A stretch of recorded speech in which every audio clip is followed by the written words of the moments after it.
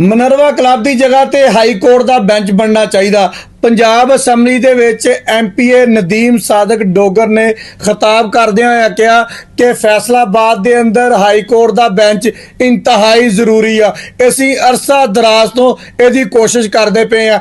ਫੈਸਲਾਬਾਦ ਦੀ ਵਕਲਾ ਬਰਾਦਰੀ ਬੜੀ ਦੇਰ ਦੀ, ਉਦੋਂ ਅਸੀਂ ਨਿੱਕੇ ਨਿੱਕੇ ਹੁੰਦੇ ਸੀ, ਨਵੇਂ ਸਹਾਫਤ ਦੇ ਵਿੱਚ ਆਏ ਸੀ, ਉਦੋਂ भी फैसलाबाद की वकला बरादरी एहतजाज करती हुंदी सीगी कि फैसलाबाद दे विच हाई कोर्ट का बेंच बनना बहुत जरूरी है।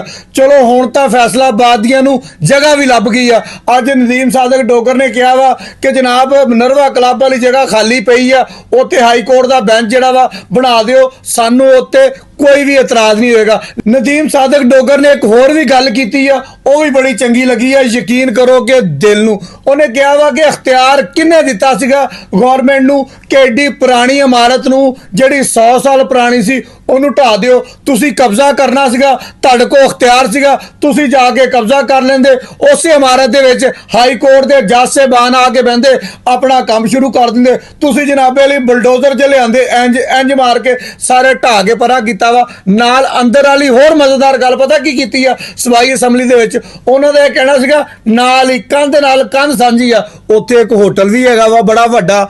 ਹੁਣ ਮੈਂ ਦੇਖਾਂਗਾ ਕਿ ਉਹਦੀ ਲੀਜ਼ ਚੈੱਕ ਕਰਕੇ ਉਹਨੂੰ ਵੀ ਢਾਇਆ ਜਾਂਦਾ ਵਾ। ਉਹ ਤੋਂ ਥੋੜਾ ਜਿਹਾ ਅੱਗੇ ਜਾਣਾ ਵਾ, ਉੱਥੇ ਇੱਕ ਹੋਰ ਕਲੱਬ ਆ, ਉਹਦੀ ਲੀਜ਼ ਚੈੱਕ ਕਰਕੇ ਉਹਨੂੰ ਵੀ ਢਾਇਆ ਜਾਂਦਾ ਵਾ ਜਾਂ ਨਹੀਂ ਢਾਇਆ ਜਾਂਦਾ। ਮੇਰੀ ਗੁਜ਼ਾਰਿਸ਼ ਇਹ ਆ ਕਿ ਅਗਰ ਇਹਨਾਂ ਸਾਰਿਆਂ ਦੀ ਲੀਜ਼ ਖਤਮ ਹੋ ਗਈ ਆ ਤੇ ਜੋ ਨਦੀਮ ਸਾਦਕ ਡੋਗਰ ਸਾਹਿਬ ਨੇ ਸੂਬਾਈ ਅਸੈਂਬਲੀ ਦੇ ਵਿੱਚ ਮੁਤਾਲਬਾ ਕੀਤਾ ਵਾ, ਇਹ ਸਾਰੀ ਜਗ੍ਹਾ ਨੂੰ ਕਲੀਅਰ ਕਰਕੇ ਇੱਥੇ ਹਾਈ ਕੋਰਟ ਦਾ ਬੈਂਚ ਬਣ ਜਾਵੇ। ਸਾਡੀ ਫੈਸਲਾਬਾਦ ਦੀ ਪੁਲਿਸ ਸਕੂਨ ਦੇ ਵਿੱਚ ਆ ਜਾਵੇ, ਸਾਡੇ ਫੈਸਲਾਬਾਦ ਦੇ ਸ਼ਹਿਰੀ ਸਕੂਨ ਦੇ ਵਿੱਚ ਆ ਜਾਣ। ਸਵੇਰੇ ਸਰਦੀਆਂ ਦੇ ਵਿੱਚ 6 ਵਜੇ ਉੱਠ ਕੇ ਜਦੋਂ ਹਾਈ ਕੋਰਟ ਜਾਂਦੇ ਆ, ਯਕੀਨ ਕਰੋ ਕਿ ਦਿਲ ਨੂੰ ਕੁਛ ਹੁੰਦਾ ਵਾ। ਬਹੁਤ ਸਾਰੇ ਹਾਦਸਾਤ ਹੋਏ ਆ ਜਿਹਦੇ ਵਿੱਚ ਸਾਡੇ ਪੁਲਿਸ ਵਾਲੇ ਦੋਸਤ ਆਪਣੀ ਜਾਨ ਤੋਂ ਹੱਥ ਧੋ ਬੈਠੇ ਆ। ਬਹੁਤ ਸਾਰੇ ਸਾਡੇ ਸ਼ਹਿਰੀ ਜਿਹੜੇ ਆ ਧੁੰਦ ਦੇ ਵਿੱਚ ਆਪਣੀਆਂ ਜਾਨਾਂ ਤੋਂ ਹੱਥ ਧੋ ਬੈਠੇ ਆ। ਅਗਰ ਨਦੀਮ ਸਾਦਕ ਡੋਗਰ ਸਾਹਿਬ ਨੇ ਫੈਸਲਾਬਾਦੀਆਂ ਦੀ ਆਵਾਜ਼ ਅਸੈਂਬਲੀ ਦੇ ਵਿੱਚ ਬੁਲੰਦ ਕੀਤੀ ਆ ਤੇ ਮੈਂ ਗੁਜ਼ਾਰਿਸ਼ ਕਰਾਂਗਾ ਸਾਰੇ ਲੋਕਾਂ ਨੂੰ, ਆਪਾਂ ਸਾਰੇ ਫੈਸਲਾਬਾਦੀ ਰਲ ਕੇ ਇਹਦਾ ਸਾਥ ਦਈਏ ਤੇ ਸਾਡੇ ਫੈਸਲਾਬਾਦ ਦੇ ਵਿੱਚ ਐਸੇ ਜਗ੍ਹਾ ਦੇ ਵਿੱਚ ਸ਼ਹਿਰ ਦੇ ਸੈਂਟਰ ਦੇ ਵਿੱਚ